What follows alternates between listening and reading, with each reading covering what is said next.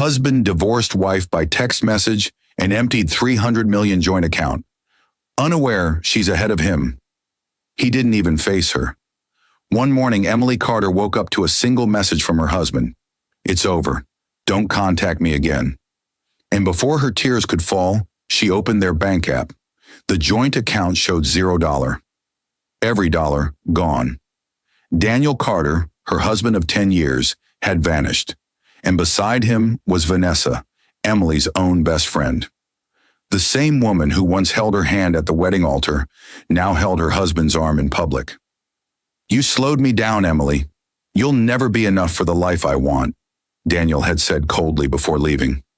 Those words broke her heart, but not her destiny, because what Daniel didn't know was that the woman he discarded had already been prepared for this fall. Her late Aunt Miriam had left behind a hidden trust, waiting for the day he betrayed her. Sometimes the message meant to destroy a woman becomes the letter that announces her rise. Sometimes the silence she leaves behind becomes louder than his pride.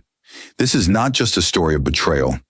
It's a story of strength, of dignity, and of karma arriving right on time. Dear viewers, thank you for being here. As we begin, I ask from my heart, don't just scroll past her pain. Subscribe now and tell us where you're watching from. So Emily and every woman betrayed in silence knows she's not alone. The kettle screamed. So did her heart. Emily Carter stood in her small kitchen, sunlight spilling across the white tiles, her children's laughter echoing faintly from the living room. She had just finished packing Ethan's lunchbox when her phone buzzed on the counter. Daniel's name flashed across the screen. For a second, she smiled. Maybe he was finally checking in after 3 days of silence. She wiped her hands on her apron and opened the message. It's over. Don't contact me again. Her smile froze. The world fell quiet, except for the whistle of the kettle and her own heartbeat pounding in her ears. She blinked once, twice, thinking it must be a mistake. Then with trembling fingers, she opened their bank app. Balance, $0. Every cent of their joint account, the same one they had built from nothing, from late nights and shared dreams, was gone. Mom? Ethan's small voice broke through the silence. The 10-year-old stood at the doorway, still in his school uniform, holding his sister Grace's hand. Dad's not coming today again? Emily tried to speak, but her throat locked. Her chest tightened as she dropped the phone. It hit the floor with a sharp crack, the screen splintering into 2 reflections of her face. One calm, one broken. She fell to her knees, clutching the counter for balance. Her whole body trembled. The children rushed to her, their tiny hands wrapping around her arms. Mommy, what's wrong? Grace whispered. Emily forced a shaky smile. Nothing, sweetheart. Mommy's just tired. But the truth hit harder than any exhaustion. Daniel had ended everything. Their marriage, their security, their home, through a message shorter than a grocery list. Her mind replayed the last argument they'd had. He had accused her of holding him back, of being too ordinary for the world he wanted to conquer. You'll never understand what success takes, Emily, he'd said, his voice sharp as glass. I need a partner who moves forward, not someone who clings. That partner, she now realized, was Vanessa, her best friend, her children's godmother. The woman who had called only yesterday asking if she was okay. Emily's eyes burned. She gripped the edge of the counter to steady herself. Around her, everything seemed a blur. The toast burning in the pan, the sunlight flickering against the wall, the laughter outside from neighbors who still believed her life was perfect. But in that chaos, something hardened inside her. Beneath the pain, beneath the disbelief, a strange calm began to form. A stillness she hadn't felt in years. She turned off the kettle. The whistle faded into silence. Then she picked up her phone again, staring at the broken screen and the faint reflection of her eyes. One half full of grief, the other filled with something new. Resolve. Outside, a car door slammed. Daniel's engine roared in the driveway. Emily's breath caught. He was here. The reflection on the shattered phone lingered. 2 halves of one woman, one broken, one rising. The door slammed so hard the picture frames rattled. Daniel stormed into the living room in a navy suit, face cold, movements sharp. His cologne filled the air before his words did. "Where are my files, Emily?" he barked, tossing his car keys on the couch. His tone carried no trace of the man who once whispered dreams into her ear. Emily turned from the kitchen doorway, her hands trembling. "Daniel, why would you do this?" Her voice cracked. "Why end everything through a text? Why take all the money?" He didn't even flinch. "Because it's mine," he said flatly. "I built that company. I earned every cent while you sat here doing nothing." Her heart thudded. "Nothing?" she whispered. "I stood by you when everyone left. I worked nights when you couldn't pay your staff. I raised our children while you chased your empire." Daniel smirked. "And now look at you, clinging to pity like it's a trophy." He grabbed his suitcase from under the stairs. "You slow me down, Emily. I need someone who matches my pace." "Vanessa?" The name escaped her lips like poison. He froze, just for a moment. Then a cruel smile curved on his face. "At least she understands me," he said, his tone cutting through the air like a knife. Emily's knees weakened. "She was my friend," she whispered. Daniel shrugged. "People change. You should try it sometime." Ethan appeared at the hallway, clutching Grace's small hand. "Daddy, where are you going?" The boy's voice was steady, too old for his age. Daniel didn't look at him. "Somewhere better," he said coldly. "Your mother will explain." Grace ran to him, holding his leg. "Don't go, Daddy, please." He pushed her away gently but without warmth. "Let go, Grace. You'll understand when you're older." Emily's tears fell freely now. "How can you just walk away from your children?" He turned, voice sharp. "Because they remind me of you."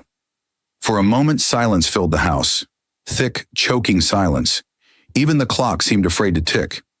Emily straightened, wiping her tears with the back of her hand. "You'll regret this, Daniel.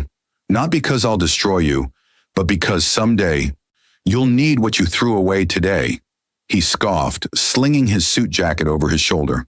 "Regret is for the weak." As he walked to the door, a car horn sounded outside. Vanessa sat waiting in his silver sedan, sunglasses on, a smug smile painted across her lips. Their children watched through the window as he stepped out, kissed her cheek, and drove away without a single glance back. Emily stood frozen, the echo of the closing door ringing louder than any words he could have said. Ethan's small voice broke the silence. "Mom," he whispered, "are we still a family?" Her chest tightened. She knelt beside him, forcing a faint smile. "We're still us, sweetheart. That's all that matters." But deep inside, a storm had begun to stir. Ethan's eyes lingered on the driveway. Dark and steady, the same gaze his father once had when chasing power.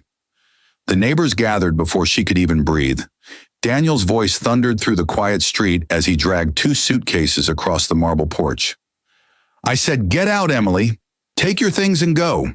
His shout echoed through the neighborhood like a warning bell. Curtains lifted. Phones appeared. Emily stood on the doorstep in her faded pink housecoat, her children clinging to her sides. "Daniel, please," she begged softly, her voice trembling. "Let's talk inside, not here. The kids are watching." But Daniel had already switched to his cruelest mask, the one he wore when pride spoke louder than reason. "You should have thought of that before you ruined everything. I'm done pretending." He hurled one suitcase down the steps. It burst open, scattering her clothes onto the wet pavement. A silk scarf she once wore to his company's gala drifted in the wind like a fallen flag. Across the street, Karen Lewis, their nosy neighbor, stood with her phone raised. Karen loved drama more than peace, and today she had front row seats. "Lord have mercy," she whispered, pressing record. Her camera captured every tear, every shout, every humiliation. Emily took a hesitant step forward. "Please, Daniel, not in front of the children." He turned to the crowd, voice dripping with venom. "This woman thinks she owns me. I'm tired of being chained to weakness. She's not my wife anymore. She's a liability." The words hit harder than any slap. Ethan stiffened beside her, his small hands balled into fists. Grace began to cry, hiding her face in her mother's dress. Emily bent down, whispering, "It's okay, baby. Mommy's here." But her voice cracked halfway through the promise. Then Daniel pointed toward the driveway. "Your ride's over there." Emily followed his gesture and froze. Vanessa sat inside Daniel's car. engine humming, sunglasses hiding her smirk. The same woman who once toasted at their wedding, who once held Grace at her baptism, was now sitting in the front seat of betrayal. The sight burned. Emily's knees weakened. "You brought her here." Daniel smiled coldly. "She's family now." The crowd gasped. Even Karen lowered her phone for a moment. The humiliation was complete. Public, permanent, deliberate. Daniel walked to his car without looking back. "You and your pity can rot together," he muttered. The tires screeched, splashing muddy water across Emily's dress. She didn't move. She couldn't. For a moment, the only sound was Grace's sobs and the gentle rustle of the wind. Then Emily slowly bent to pick up her scattered clothes one by one. Her hands shook, but her face remained steady. The woman who once cried easily now looked blank. Not from weakness, but from something deeper forming within. Survival. Karen's phone camera caught the final shot. Emily kneeling in the dirt, children beside her, mud-stained and silent. That video would soon go viral with the caption, "Wife thrown out by billionaire husband." And somewhere deep inside Emily's shattered heart, a quiet voice whispered, "This isn't the end." Karen's phone saved the video automatically under a folder name, 2025 Divorce. A file destiny would one day reopen. The thunder outside roared like it wanted to shake the earth. Emily jumped awake at the sound, heart pounding. For a second, she didn't know where she was. Then she saw the dim glow of the bakery sign through the small window. Cole's Bread and Heart. The smell of freshly baked loaves filled the air, and her daughter Grace lay curled up beside her, breathing softly. Ethan sat at the edge of the bed, staring out the window as if waiting for something to change. "Couldn't sleep?" she asked gently. He turned, eyes red. "I just keep hearing his voice, Mom. The way he said you ruined everything." Her chest tightened. "You didn't ruin anything, sweetheart. Some people just forget what love means when they have too much power." She reached out, brushing his hair back. "One day you'll understand that kindness isn't weakness." Downstairs, the bell above the bakery door chimed faintly. Morning had come. Emily pulled on her coat and helped Harriet with the cleaning. The bakery was warm, alive, the air humming with soft music and the sound of laughter from early customers. Harriet hummed a hymn as she wiped down the counter. "You slept well?" Harriet asked, glancing over her shoulder. Emily nodded. "Better than I have in weeks. Thank you for letting us stay." Harriet smiled. "You don't owe me thanks. Pain shared is half lifted, dear. You helped me bake, you've already paid." Emily smiled faintly. It was the first real smile in days. She picked up a cloth and began to wipe a wooden shelf behind the counter. But when she opened one of the drawers, her hand brushed something stiff. An old sealed envelope tucked deep beneath a stack of papers. The handwriting stopped her breath. It was careful, looping, and painfully familiar. "To Emily, when all is lost, open this." Her heart raced. She turned the envelope over. On the back was a wax seal with a crest she hadn't seen in years. A small G surrounded by ivy leaves. "Aunt Miriam," she whispered. Harriet paused mid-song. "You okay, honey?" Emily nodded slowly, voice trembling. I think this is from my aunt. She passed years ago." Harriet looked curious. "Maybe you should see what's inside." Emily's hands shook as she tore the seal. Inside was a letter, yellowed but perfectly preserved, along with a business card. The letter read, "My dear Emily, if you are reading this, it means the man you trusted has done the very thing I feared. Do not despair. Go to the name on this card. She will show you what I've kept for you, and for your children. With love, Aunt Miriam Gray." The business card bore a name, Clara Reed, attorney at law. Emily sat down hard, tears filling her eyes. Not from pain this time, but something else. Hope. She looked at Harriet, voice trembling. She knew, even before it happened. Harriet smiled softly. "Sometimes God sends warnings in envelopes." Emily folded the letter carefully, pressing it to her chest. For the first time, she felt a flicker of strength return.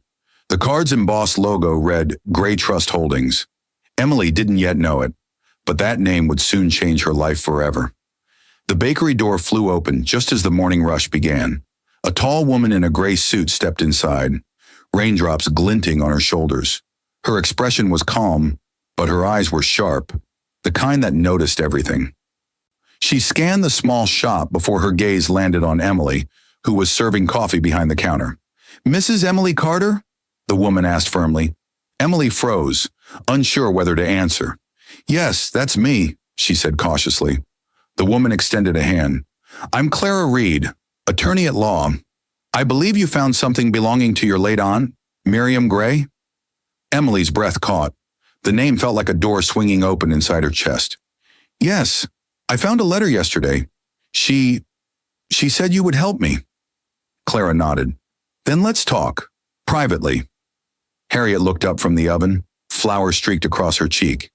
"You can use the back room," she said, her voice soft but curious.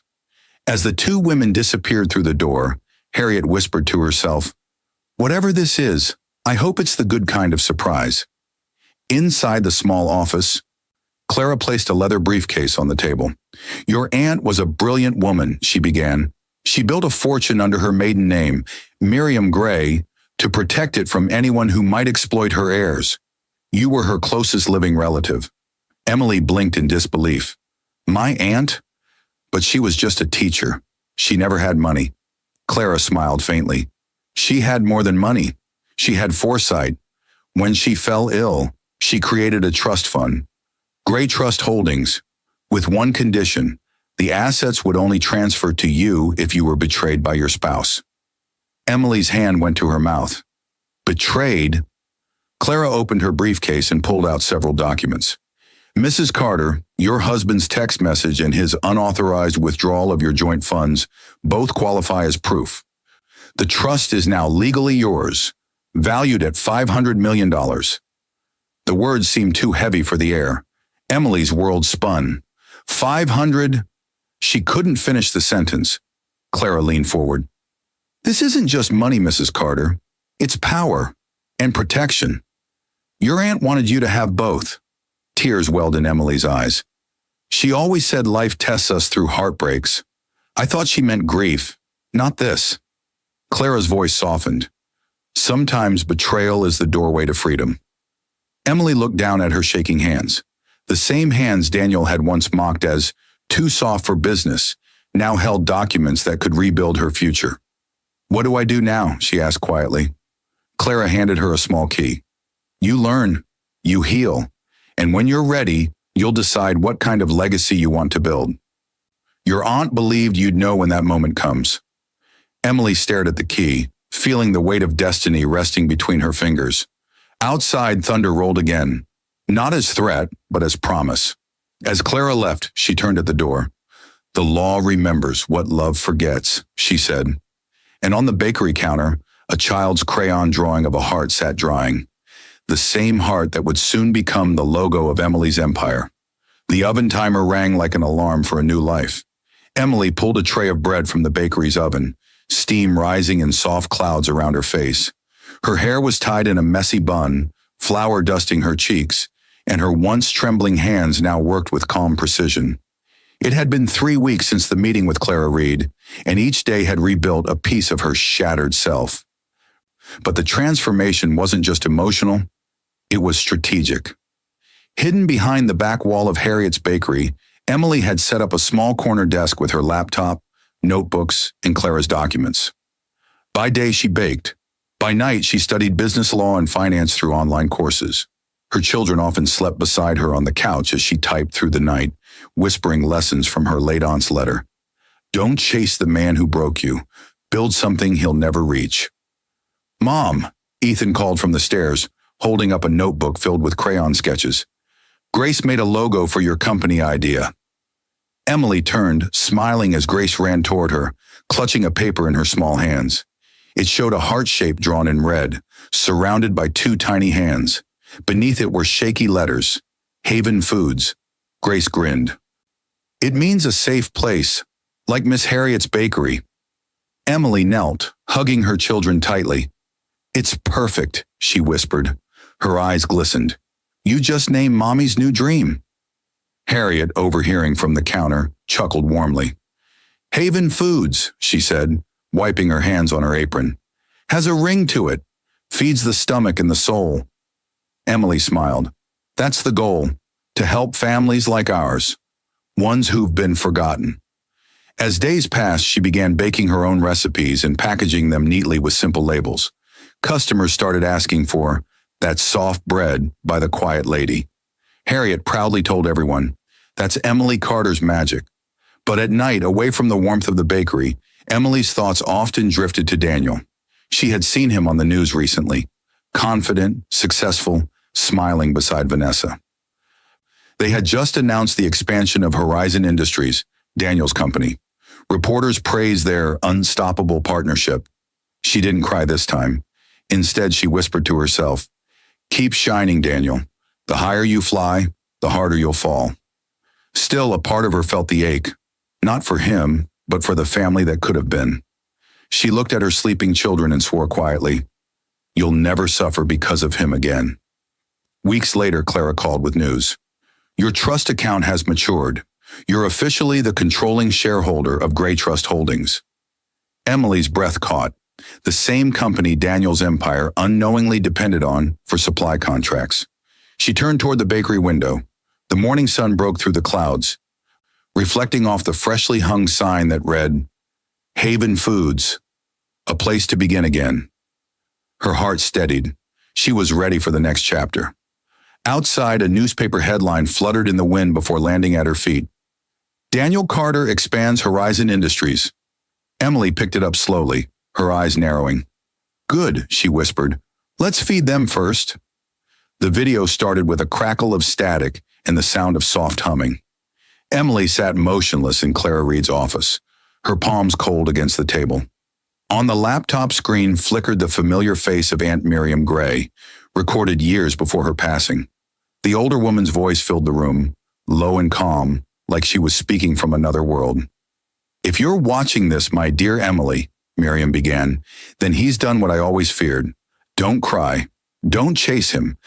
Build something he can never buy back. Emily's throat tightened. She hadn't heard that voice in years. The video continued. A message not just of inheritance, but of preparation. I left behind more than wealth. I left you the blueprint to rise again. Hidden under the name E, Gray Holdings is your key. Use it quietly, wisely. The world doesn't need your tears. It needs your strength. Emily covered her mouth, her eyes wet but steady. Clara leaned forward slightly, her expression firm. Your aunt wasn't just wealthy. She was strategic. She predicted betrayal before it happened. She knew Daniel, Emily whispered. She saw through him when I couldn't. Clara nodded. Miriam was ahead of her time.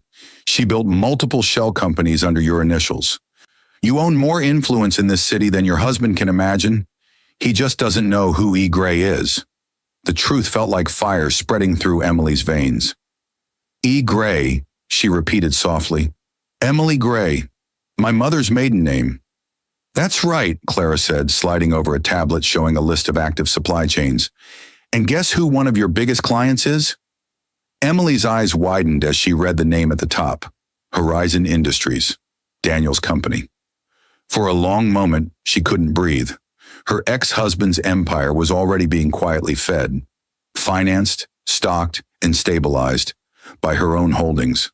A small, ironic smile touched her lips. He's been eating from my hands without even knowing it. Clara's tone softened. Sometimes justice doesn't scream, Emily. Sometimes it waits. The lawyer stood, collecting her files. The trust gives you freedom. What you do next, that's your legacy. But remember, stay silent. Never reveal who E. Gray is, not yet. Emily nodded. I won't. I'll let him believe he's untouchable. As Clara left, Emily sat in the quiet room, staring at the frozen image of her aunt's smiling face on the laptop screen. The voice still echoed in her mind. Don't chase him. Build something he can never buy back. Outside the window, the sky had begun to glow gold. It wasn't the fiery red of anger anymore. It was dawn, warm and patient. Emily took out her notebook and began writing the first steps of her plan. At the top, she wrote 3 words in bold letters, The Haven Project. And just before she closed the laptop, a soft beep came. A new notification, an order confirmation. Horizon Industries had just renewed a major contract with E. Gray Holdings.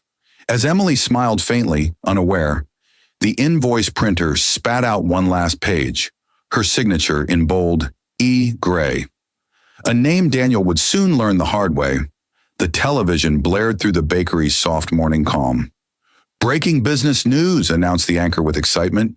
Daniel Carter, CEO of Horizon Industries, praises new supplier E. Gray Holdings for exceptional performance and ethical standards. He calls the partnership a model of excellence. The sound of his voice made Emily's heart lurch. She froze mid-motion, a tray of warm pastries trembling in her hands.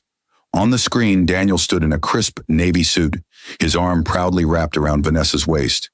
Cameras flashed as he smiled that same confident, practiced smile she once loved. Vanessa's laugh followed, high and clear. "We only work with the best," she said, leaning toward the microphone. "E. Gray Holdings has transformed our operations completely." Emily's lips parted slightly. Her breath hitched, part disbelief, part irony. They don't even know who E. Gray is. Beside her, Harriet switched off the TV, her face stormy. "That man has some nerve. He ruins your life, and now he's making money off your name. Literally." Emily exhaled slowly, setting the tray down. "It's fine, Harriet. Let him eat. The higher he climbs, the more painful the fall." Harriet stared at her. "You're a strange kind of strong, Emily Carter." Emily smiled faintly, brushing flour from her palms. "Maybe strength isn't about shouting. Maybe it's about waiting until the right silence makes the loudest sound." She turned back to her workstation, the steady rhythm of kneading dough calming her heartbeat. But inside, her mind was racing, connecting dots, planning ahead. Her business was expanding faster than she expected. Orders flooded in. Clara had helped her register Haven Foods Lake Deed as a branch under E. Gray Holdings, using local vendors and charitable partnerships. Emily now employed women who had also been abandoned, widowed, or overlooked. Women like her. Every loaf, every pastry, every delivery carried quiet purpose. One evening, as she checked invoices in the back office, Ethan entered with a curious expression. "Mom, are we rich now?" Emily smiled gently. "We're safe, sweetheart. That's better than rich." He nodded, thinking for a moment. "Then why don't you tell Dad what you did? Why keep it secret?" She looked at him carefully. "Because, Ethan, sometimes truth hits harder when it walks instead of runs." Her son tilted his head, trying to understand, but then smiled softly. "I think Aunt Miriam would be proud of you." Emily's eyes softened. "I hope so." As night settled, she lingered by the bakery window, the city lights reflecting on the glass. For the first time, she felt no bitterness, only balance. But then a newspaper fluttered under the door. She picked it up absently, and her breath caught. The headline read, "Horizon Industries faces government audit after anonymous complaint." She stared at it, heartbeat quickening. Somewhere deep inside, she knew. This was no coincidence. A single page slipped from the paper, a photo of Daniel shaking hands with a man in glasses. The caption read, "CFO Trevor Miles under investigation," a name that would soon tie every thread together. The night was cold and heavy with rain. Emily sat by the bakery window, her laptop glowing faintly in the dark. Outside, the streets of Willow Avenue were empty, except for the steady drizzle against the glass. The newspaper with the audit headline lay open beside her. Her pulse quickened as she reread the name. Trevor Miles, CFO of Horizon Industries. She clicked her pen twice, a nervous habit she'd picked up since the divorce, and sent one short message to Clara Reed. "It's time to trace everything." Within hours, Clara had arranged a discreet meeting in her office. There she introduced two new allies, Marcus Hale, a quiet forensic accountant with tired eyes, and Mia Foster, a young intern with more courage than experience. Marcus spoke first, his tone steady but urgent. "Mrs. Carter, Horizon Industries has been moving funds through offshore accounts under fake subsidiaries. Some of those names match your trust's inactive holdings. They might be using your late aunt's old networks." Emily leaned forward. "You mean Daniel is using my inheritance to cover his crimes?" Mia nodded, opening a folder. "Not directly, but his CFO, Trevor Miles, is transferring money to a shell group called Van D Holdings." She hesitated before adding, The name combines Vanessa and Daniel. The words hit like thunder. Emily sat back slowly, her jaw tightening. So they've not only taken what's mine, they've named their theft after themselves. Clara watched her carefully. If we expose this too soon, he'll hide the evidence. We need to build the full chain quietly. Marcus slid a flash drive across the table. I've been collecting records for weeks. Give me time, and I can trace every stolen dollar. Emily took the drive and held it in her palm, feeling its weight like a secret weapon. Do it, she said softly, but no one can know who's behind this. Mia's young voice broke the tension. Mrs. Carter, how do you stay so calm after everything? Emily turned to her, her expression gentle but firm. Because pain taught me patience, and patience builds justice. The room fell silent. Outside, lightning flashed, illuminating the rain-streaked windows like veins of light. Over the next few weeks, their small circle worked in secret. Emails coded, data hidden under harmless bakery orders, files named after pastry recipes. No one outside the group knew the truth. Not even Harriet, who simply thought Emily was expanding Haven Foods faster than expected. Every night, Emily reviewed the progress while her children slept beside her. Ethan sometimes woke and whispered, Mom, are you winning? She always smiled and said, Not yet, sweetheart, but soon. By the end of the month, Marcus had mapped out the entire chain, a paper trail that linked Daniel, Vanessa, and Trevor directly to millions in diverted funds. Emily stared at the final report, her heartbeat steady but fierce. Not yet, she whispered. Let him keep shining a little longer. As she closed her laptop, an email arrived from an unknown sender. Subject line, He's planning something big, and it's about to blow. The gala lights shimmered across the ballroom like gold fire. Daniel Carter stood at the center of it all, surrounded by applause, cameras, and the perfect illusion of power. The event banner read, Horizon Industries Expansion Celebration. Reporters swarmed, microphones flashing. Beside him, Vanessa gleamed in a crimson gown, her laughter sharp as glass. Tonight, Daniel announced confidently, we're not just growing, we're dominating. Horizon's next phase will redefine the global market. The crowd erupted in cheers. Flash bulbs exploded around him, sealing his arrogance into headlines. But in another part of the city, far from the flashing lights, Emily Carter watched the broadcast on a small screen inside Harriet's bakery. The sound of rain against the window filled the silence between each of Daniel's words.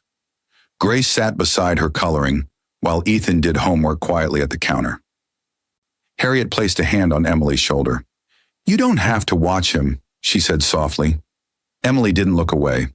Oh, I do, she murmured. Every king deserves an audience before his fall. On the screen, Daniel leaned close to a reporter. I owe my success to resilience, he said smugly. When weak people give up, strong ones rebuild. Emily's lips curved slightly. He's quoting me, she whispered. Harriet frowned. That man's pride could set the world on fire. Emily nodded slowly. And I'll let it burn just long enough. Behind the scenes, her quiet network had grown stronger. Clara, Marcus, and Mia worked tirelessly, gathering evidence from Trevor's encrypted accounts.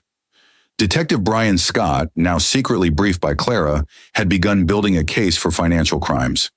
Every transaction, every fraudulent file traced back to Daniel and Vanessa. Still, Emily didn't strike. Not yet. She wanted the fall to be public, undeniable, irreversible. Later that night, she tucked the children into bed. Ethan looked up sleepily. Mom, are you sad Daddy's famous again? Emily smiled softly, brushing his hair. No, sweetheart. Sometimes the loudest people are just the most afraid of silence. He nodded, not fully understanding, and drifted off to sleep. When she returned to her desk, an email notification blinked. Subject line, confidential, expansion funding. Partners. Attached was a list of names and companies investing in Horizon's new deal. And among them, one familiar name stood out. E. Gray Holdings, her own alias, her own company. Daniel had unknowingly funded his biggest expansion through her accounts. Emily leaned back, a quiet laugh escaping her lips. You really did build your empire on my name, Daniel. Harriet, standing in the doorway, asked gently, "What's funny?" Emily turned toward her, eyes gleaming. "Nothing, Harriet. Just thinking about how poetic life can be." Outside, thunder rumbled softly, followed by the first flash of lightning. The storm was gathering, not in the sky, but in destiny itself. As Emily shut down her computer, a distant sound echoed. Sirens in the night, growing louder, coming closer. Somewhere across the city, Detective Scott was signing an arrest warrant that would change everything. The morning broke with chaos.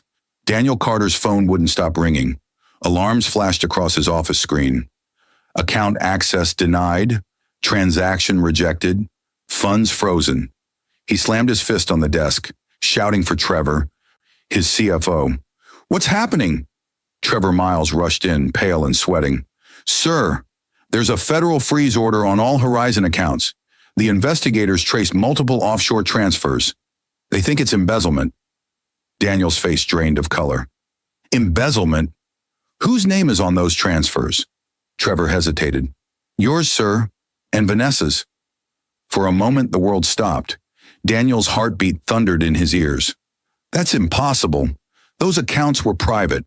Trevor swallowed hard. "Someone leaked the files, every transaction, every signed authorization. It's all out." Daniel's voice broke into a roar. "Find out who did this. I don't care what it costs."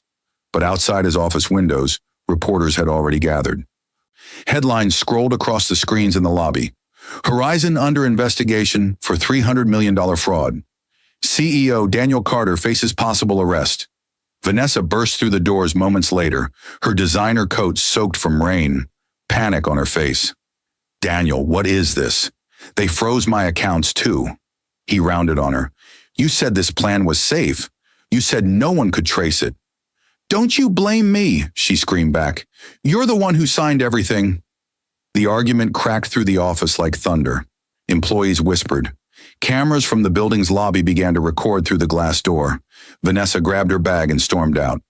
"Fix your mess, Daniel. I'm not going down for you." He chased after her, but the flash of cameras blinded him. Reporters shouted his name, demanding answers. He forced his way into his car and sped off through the rain, knuckles white on the steering wheel. Meanwhile, across town, Emily sat in the quiet of Harriet's bakery, her hands covered in flour. Her phone buzzed again and again with notifications, but she didn't pick it up.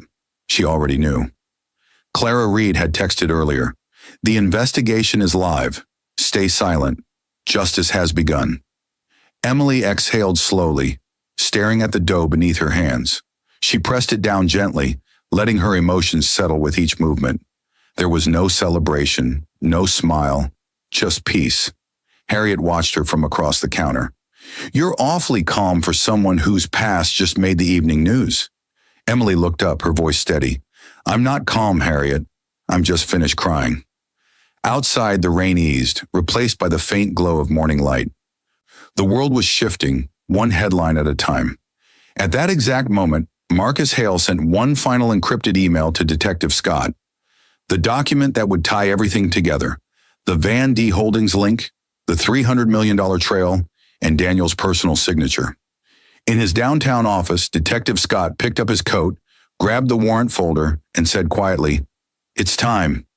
As Emily cleaned the flour from her hands, a knock echoed at the bakery door. Sharp, deliberate, and official. A man's voice followed, calm but firm. "Mrs. Carter, Detective Brian Scott, I think it's time we talked." The courtroom buzzed like a hive of whispers and flashing cameras. Reporters filled every seat, their pens scratching as they waited for the story of the year. The fall of Daniel Carter, once hailed as a genius entrepreneur, now accused of stealing $300 million and betraying his own wife. The massive wooden doors opened, and Daniel was led in by officers, his wrists cuffed, his once perfect suit wrinkled and damp with sweat. Across the room, Emily entered quietly, flanked by Clara Reed and Marcus Hale. The crowd murmured. For the first time, the world would see her not as the humiliated wife from the viral video, but as the woman behind E. Gray Holdings. Daniel's eyes met hers, his face twisted between rage, fear, and disbelief. "You?" he whispered under his breath. "You did this?" Emily said nothing, Her calmness unnerved him more than any insult could. She simply took her seat, placing a comforting hand on Ethan's shoulder beside her. Grace sat next to him, clutching a small heart-shaped pin, the same one she had drawn months ago. "Court is now in session," announced Judge Linda Howard, her tone strong and commanding. The irony was sharp. She was the same judge who once denied Emily custody after the divorce, calling her financially unstable. Now her gaze softened as she looked at the woman before her.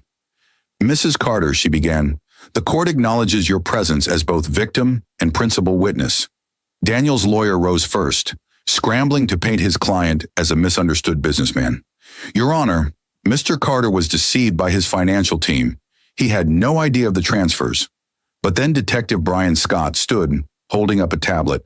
"We have time-stamped recordings, emails, and full authorization forms signed by Daniel Carter himself." The screens behind the bench flickered to life, displaying images of bank statements, offshore accounts, and one glaring signature, Daniel's. Gasps filled the courtroom. Daniel's face turned pale. "That's not—" he started, but his lawyer silenced him with a trembling hand. Then Clara stood, her voice firm yet elegant. "Your Honor, what Mr. Carter fails to mention is that every one of these stolen funds originated from accounts under Gray Trust Holdings, belonging to my client, Mrs. Emily Carter. He didn't just betray his wife, he stole from her inheritance." The room erupted in shock. Reporters scribbled frantically. Judge Howard leaned forward, her tone grave. "Mr. Carter, do you deny these claims?" Daniel looked around the courtroom, at the cameras, the flashing lights, the faces he once impressed. Then his eyes met Ethan's. The boy's steady, disappointed stare pierced deeper than any verdict could. Ethan stood up slowly, voice trembling but strong. "You taught us what losing means, Dad, but Mom taught us how to stand again." The entire courtroom fell silent. Daniel's shoulders slumped, his arrogance shattered. For the first time, he looked like the man he truly was. Small. Judge Howard banged the gavel. "This court finds Daniel Carter guilty of embezzlement, fraud, and breach of trust." As officers led him away, Daniel turned one last time toward Emily. "Please, Emily, forgive me." She looked at him quietly, her expression unreadable. "The law will forgive you before I ever could." As the courtroom emptied, a journalist whispered into her phone, "The fallen CEO's ex-wife just became the most powerful woman in the city," and outside the sign for Haven Foundation glowed, waiting for its grand unveiling. The crowd outside the old bakery was larger than anyone expected. Cameras clicked, reporters called her name, and the bright morning sun poured over the new sign unveiled above the doors. Haven Foundation for Single Mothers. Emily Carter stood at the center of it all, dressed in a cream suit, her children at her sides. Harriet Cole, her guardian angel, stood proudly beside her, tears glistening in her eyes. The once humble bakery that had sheltered a broken woman now stood reborn as a sanctuary for women rebuilding their lives. "Mommy, look," Grace whispered, pointing to the heart-shaped logo on the banner. The same one she had drawn months ago now gleamed in gold. "It's really ours." Emily smiled softly. "Yes, sweetheart. It belongs to every woman who thought her story was over." The crowd hushed as Michael Trent, a respected journalist and the same reporter who once covered her humiliation, stepped forward to host the ceremony. His voice carried warmth now, not pity. "Today we witness not just a foundation opening, but a life reborn. From betrayal to brilliance, Mrs. Emily Carter has shown us that silence can build empires." Applause rippled through the audience. Emily stepped to the podium, holding the microphone with steady hands. "Months ago," she began, her voice calm and clear, "I was thrown out with nothing but 2 children and a broken heart. The world saw me fall, but what they didn't see was how grace, kindness, and courage rebuilt me. I learned that pain doesn't destroy us. It refines us." She paused, her eyes glistening. "This foundation stands for every woman told she's not enough, every mother left behind, and every dream buried under betrayal. You are not forgotten. You are the beginning of something powerful." The audience rose in applause, some wiping tears. Clara Reed, her loyal lawyer, smiled proudly from the front row. Marcus Hale, the forensic accountant who exposed Daniel's fraud, nodded with quiet satisfaction. Even young Mia Foster stood at the edge of the stage, her eyes filled with admiration, now promoted as the foundation's chief financial officer. Then a hush fell. At the edge of the crowd, a familiar face appeared. Daniel Carter. His once polished suit hung loose. His eyes carried regret instead of pride. Security hesitated, but Emily raised a gentle hand. "It's all right," she said softly. He stepped forward slowly, voice breaking. "Emily, I've lost everything. Vanessa's gone. My father disowned me. I don't even have a home." Emily's expression softened, but her eyes remained firm. "You had everything and lost it trying to prove you were better than love." He fell to his knees. "Please, forgive me." The cameras zoomed in. The crowd waited. Emily's reply was calm, almost kind. "I forgave you the moment I stopped needing your apology, but forgiveness doesn't mean return." She turned, took her children's hands, and faced the reporters. "He sent a message to end us," she said, her voice steady and proud. "I built a legacy to answer it." Applause erupted. Daniel bowed his head as she walked past, dignity radiating with every step. As the ribbon fluttered in the wind, Michael Trent whispered to his cameraman, "They'll write books about this woman." And inside the bakery, a dusty envelope still sat sealed in a drawer. One more letter from Aunt Miriam waiting to be opened.